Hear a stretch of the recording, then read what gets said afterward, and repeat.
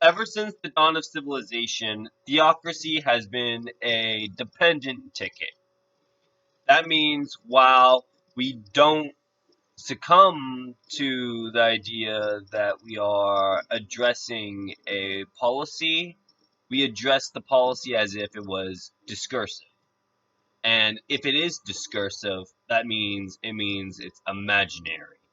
If images of policy are linked with social conduct, not only does mediocre claims of government mandate that we are to secede from paranormal activity, paranormal activity doesn't exactly resonate with this entire system.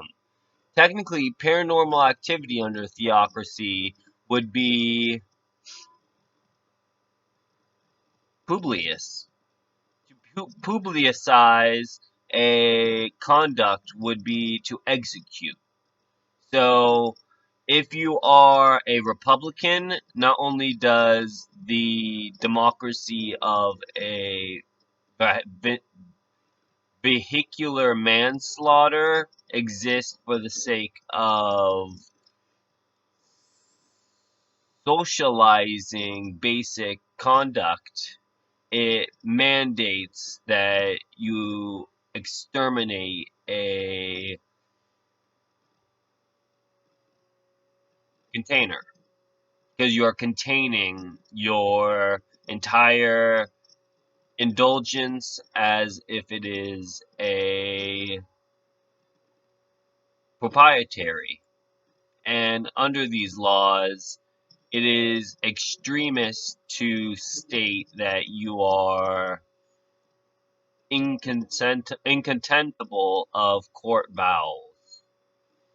So Google has this policy where it chooses where it wants to mandate a extreme autocracy.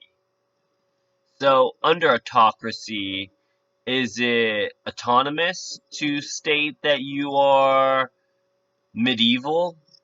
Because I think being medieval would denounce the idea of good, and I'll prove that for you.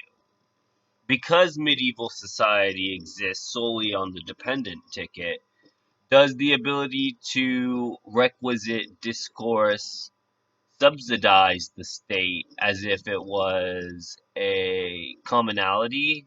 Because under commonality, the extreme situation would be to reside within the autocratic state.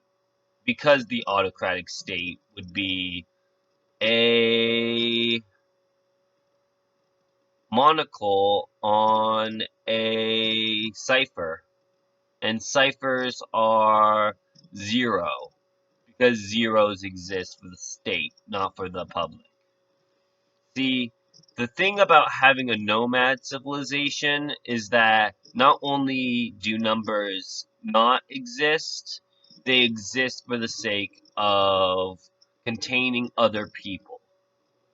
So, if nomads want to create a democracy, not only must they atrociously invoke the Fifth Amendment, which is the right to seize and search, which is the autonomous right to not have oneself invoke a subsidy as one own thought.